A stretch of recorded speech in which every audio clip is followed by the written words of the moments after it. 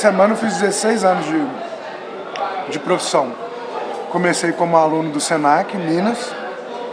Aí fui morar em São Paulo. Na verdade, eu queria continuar no Senac pela instituição. Mas quando eu resolvi fazer gastronomia, não tinha Senac em São Paulo ainda. O campus ainda não estava pronto, só tinha em São Pedro. Águas de São Pedro. E como eu queria a experiência de morar em São Paulo, resolvi fazer a Anhembi Morumbi. Fiz a Anhembi, consegui trabalhar com a Paula Carosella no Júlia um tempo. E depois que eu acabei a faculdade, eu já tinha em mente que eu queria continuar, que minha carreira seria aqui em Belo Horizonte. É um mercado difícil que precisa de um tempo de maturação, de história. Então voltei para Belo Horizonte e aí já voltei quase que como instrutor do Senac. Passei um tempo no Senac, fui morar na Itália um tempo, trabalhei num 2 estrelas Michelin muito bom. E logo quando eu voltei, eu assumi a Favorita. Fui convidado, eu era professor da esposa do Sr. Jorge Ratner, que era o chefe de cozinha da Favorita, e com 2 meses ele faleceu. E eu não tinha nem telefone nem de quem vendia filé mignon, pra você ter ideia.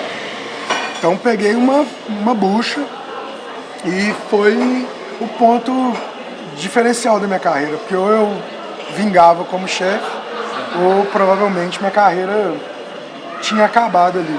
E consegui fazer um trabalho muito, muito interessante na Favorita. Fiquei 7 anos, um restaurante que esse ano completa 20 anos, um restaurante extremamente bem conceituado, com guia estrela no Guia 4 Rodas, enfim, um restaurante muito, muito, muito bem conceituado. E chegou num ponto que eu vi que meu ciclo tinha sido cumprido lá, que eu tinha fechado uma história, e resolvi abrir o CAI, com uma proposta completamente diferente, com um tipo de cozinha completamente diferente do que eu fazia na Favorita e que eu fiz ao longo da minha carreira.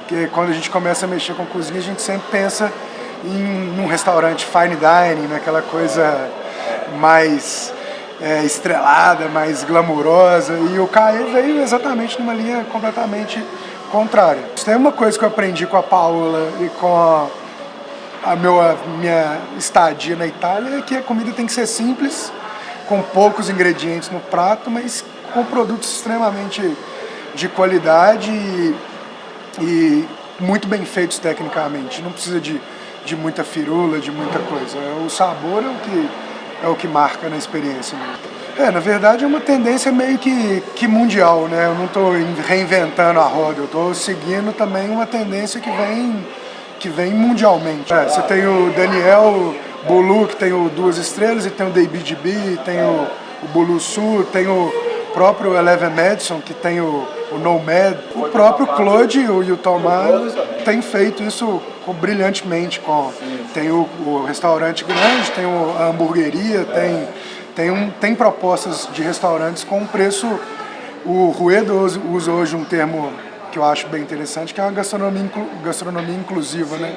Que seja inclusiva para que a gente consiga vender ela com um preço mais justo. O porco a bochecha que chega para mim, o porco é abatido no dia anterior, então é um produto que chega com um frescor que tem na praia, só que a gente tem com a carne de porco aqui em Minas Gerais muito, muito latente, é muito presente na nossa gastronomia, né? Se a gente for estudar um pouco a história da nossa colonização, o que aconteceu? A gente os tropeiros precisavam de animais pequenos, porque eles iam colonizando, eles fincavam base numa cidade e iam caminhando para dentro. Você imagina a busca do ouro, você chegar em Ouro Preto, para quem conhece, devia ser uma tarefa absurda na época, né?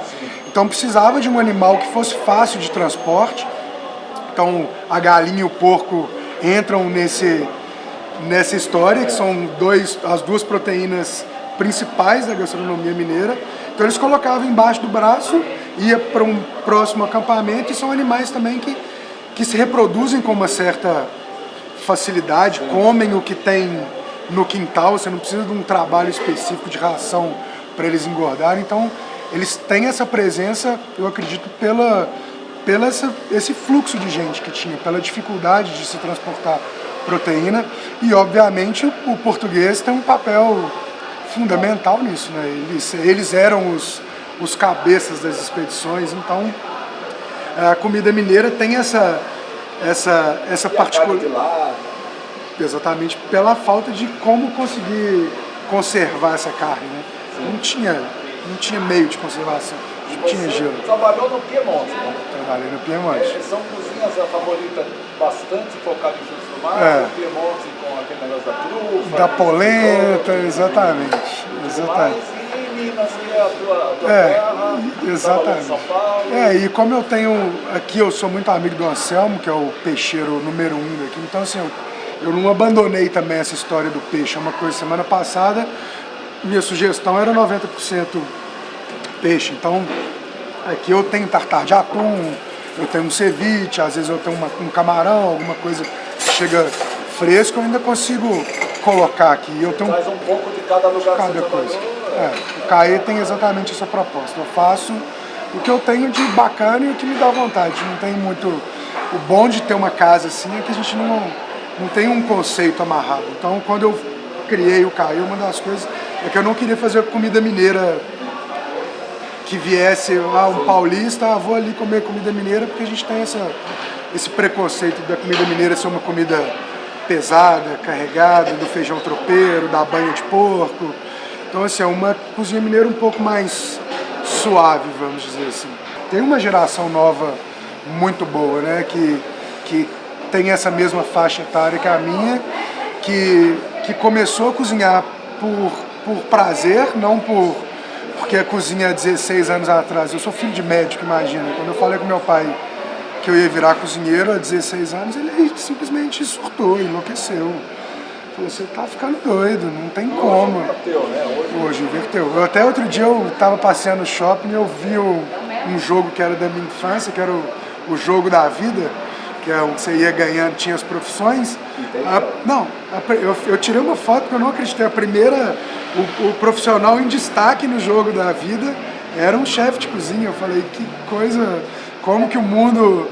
Talvez esses reality shows aí, ajudou alguma coisa. Beto, eu acho que ajudou muito, mas atrapalha muito. Eu acho que assim, hoje... Qualquer um se diz chefe também. Qualquer um se diz chefe. Eu acho que o cliente hoje, ele vai no restaurante como se fosse um jurado do Masterchef. Isso, às vezes, é bem complicado, sabe? Porque, às vezes, a gente ia antigamente no restaurante para desfrutar, para bater papo, para comer, Hoje o cliente, eu acho que ele vai com um poder de avaliação muito forte. Por um lado, é muito... sem conhecimento.